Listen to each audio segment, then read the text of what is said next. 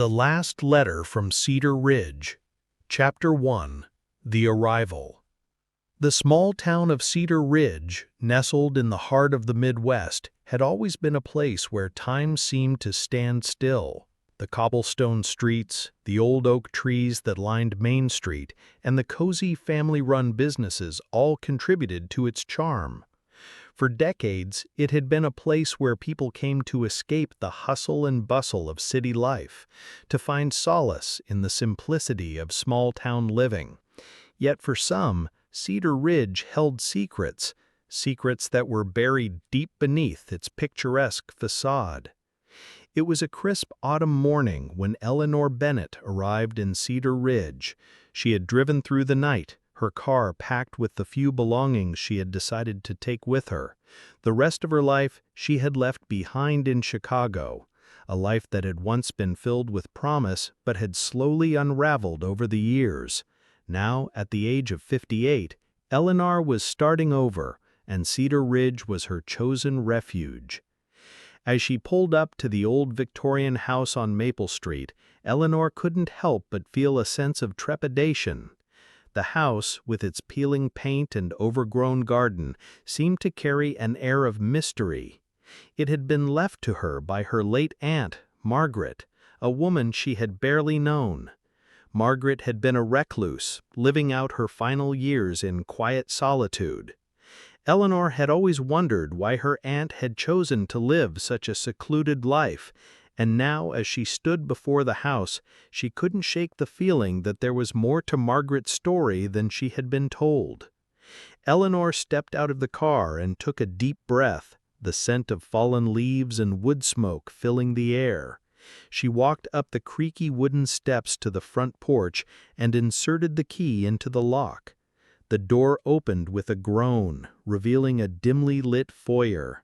Dust motes danced in the sunlight that filtered through the stained glass window above the door. As she stepped inside, Eleanor felt a chill run down her spine. The house was cold, and the air was thick with the scent of old wood and dampness. She wandered through the rooms, taking in the antique furniture, the faded wallpaper, and the countless trinkets that adorned the shelves.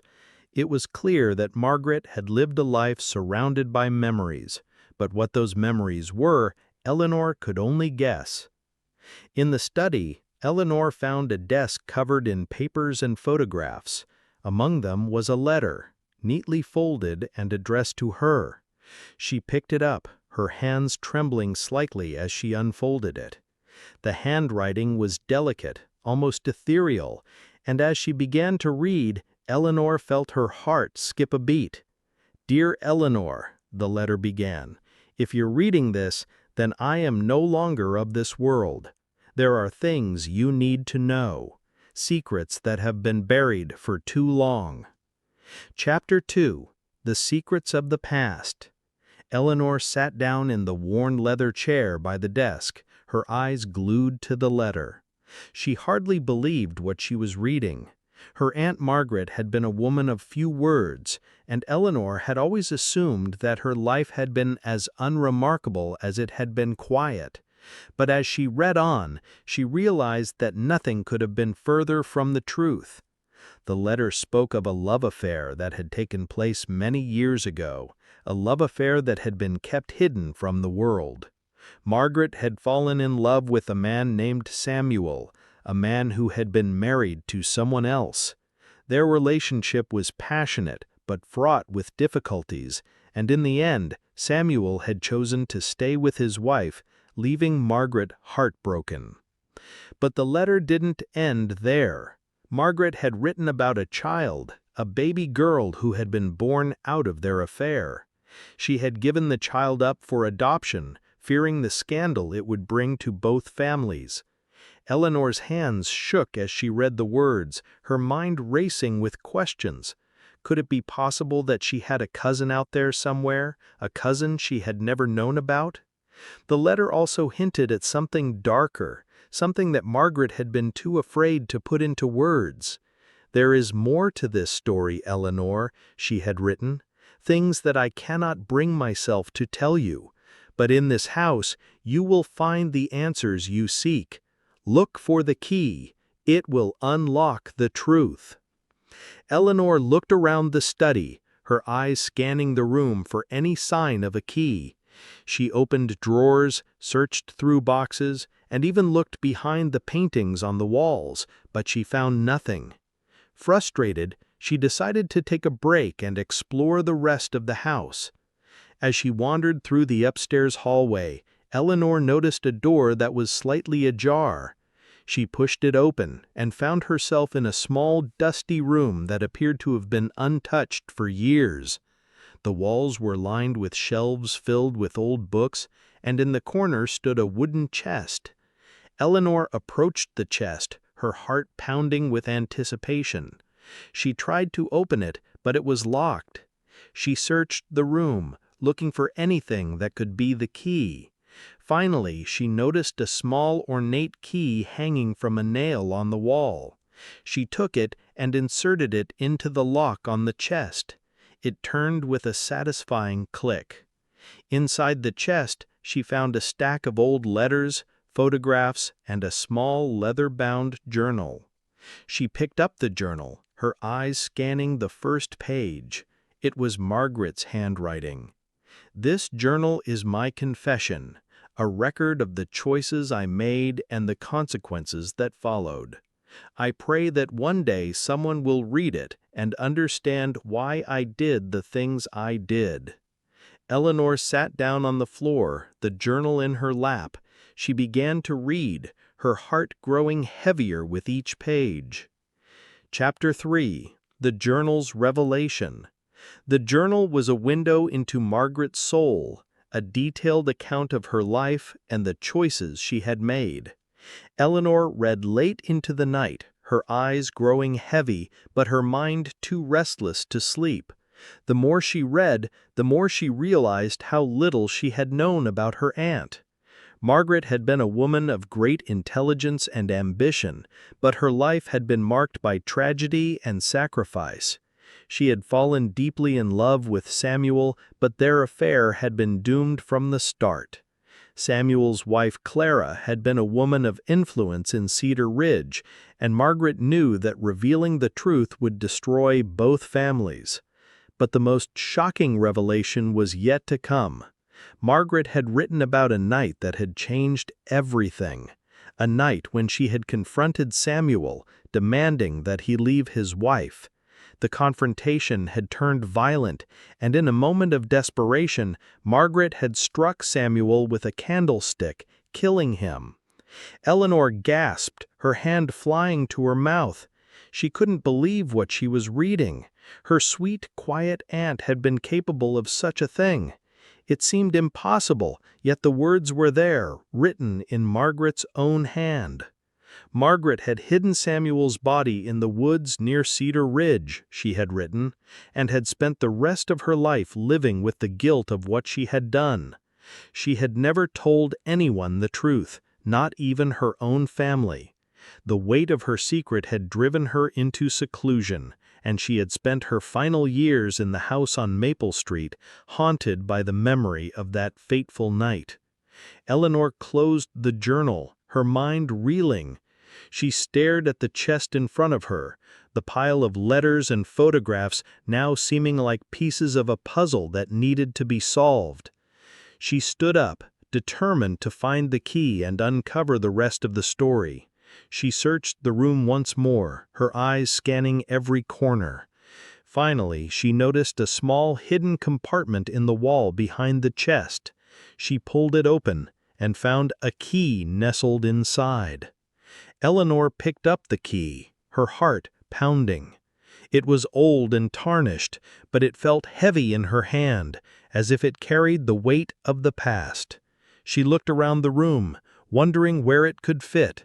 Then she noticed a small door in the corner, almost hidden behind a stack of books. She pushed the books aside and inserted the key into the lock. The door creaked open, revealing a narrow staircase leading down into the darkness. Eleanor hesitated for a moment, her fear battling her curiosity, But she knew she couldn't turn back now. She took a deep breath and stepped onto the staircase, descending into the unknown. Chapter 4. The Hidden Basement. The staircase was steep and narrow, and the air grew colder as Eleanor descended. Her phone's flashlight illuminated the steps ahead, casting long shadows on the stone walls. The sound of her footsteps echoed in the silence, and she couldn't shake the feeling that she was being watched. When she reached the bottom, she found herself in a small, dimly lit room. The walls were lined with shelves filled with jars, books, and strange artifacts. A single wooden table stood in the center of the room, its surface covered with a thick layer of dust. In the corner, she noticed a large, ornate mirror, its silver surface tarnished with age. Eleanor approached the table, her flashlight illuminating a stack of papers and a small, intricately carved wooden box. She picked up the box, her fingers trembling as she opened it.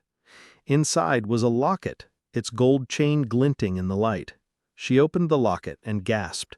Inside was a photograph of a young woman holding a baby. Eleanor recognized the woman immediately. It was Margaret. She turned the photograph over and found an inscription on the back. "To my darling Eleanor, may you always know the truth." Eleanor's heart raced. Why had Margaret given her this locket? And who was the baby in the photograph? She set the locket aside and began to sift through the papers on the table. They were letters between Margaret and Samuel, filled with words of love and longing. But among them was one that stood out, a letter from Clara, Samuel's wife. Eleanor read the letter, her hands shaking. Clara had written about her suspicions, her fear that Samuel was having an affair. She had begged him to end it, to think of their family and their reputation. But the most chilling part of the letter was the warning Clara had left at the end.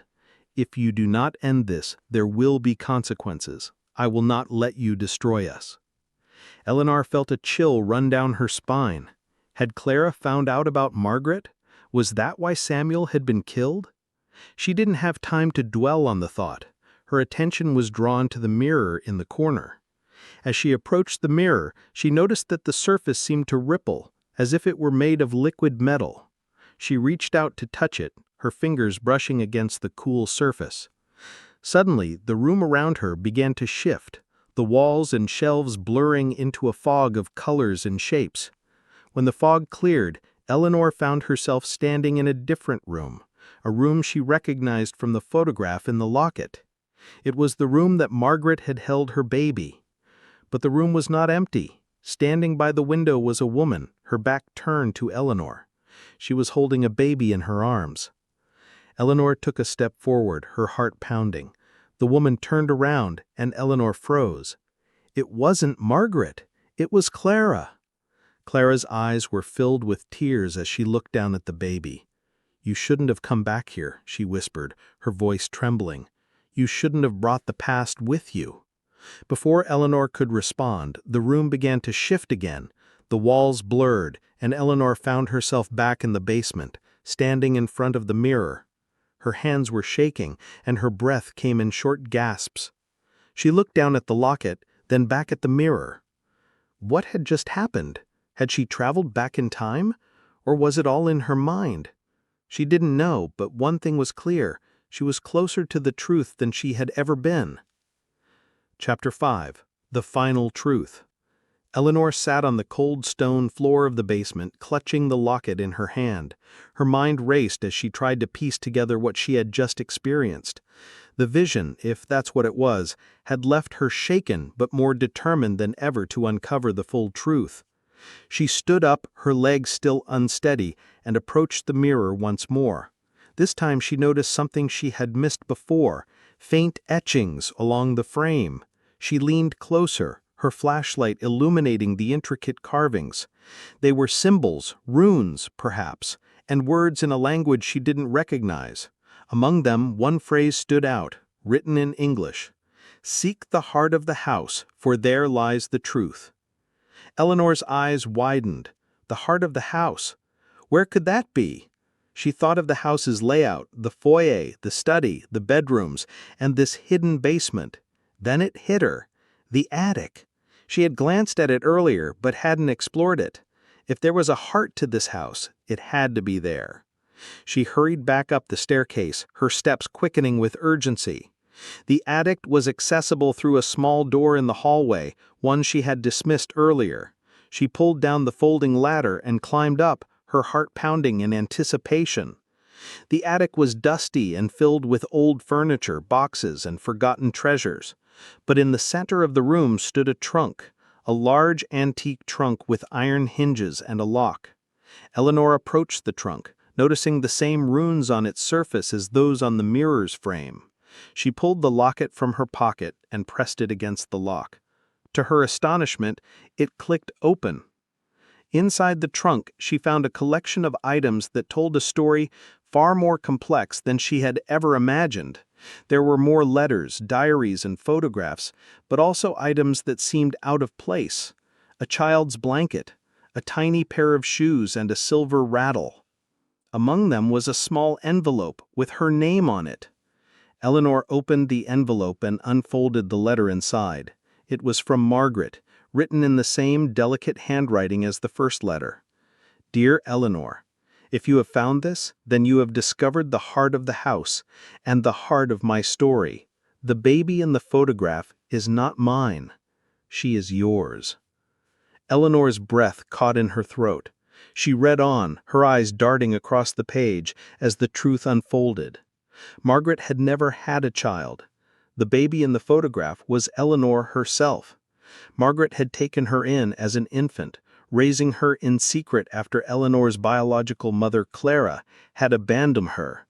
Clara, consumed by grief and anger after Samuel's death, had left her daughter in Margaret's care, unable to face the child who reminded her of her husband's betrayal. Margaret had kept the truth hidden, fearing the scandal it would bring. But as she grew older, she realized that Eleanor deserved to know the truth about her origins. She had left clues in the house, hoping that Eleanor would one day find them and piece together the puzzle. Eleanor sank to her knees, tears streaming down her face. All her life she had felt a sense of emptiness, a question that had gone unanswered. Now she understood why. She wasn't just Margaret's niece. She was her daughter in every way that mattered. As she sat there, surrounded by the remnants of her past, Eleanor felt a profound sense of closure. She had found the truth, and with it, a deeper understanding of the woman who had shaped her life. Margaret had been more than a recluse. She had been a mother who had sacrificed everything to protect her. The end.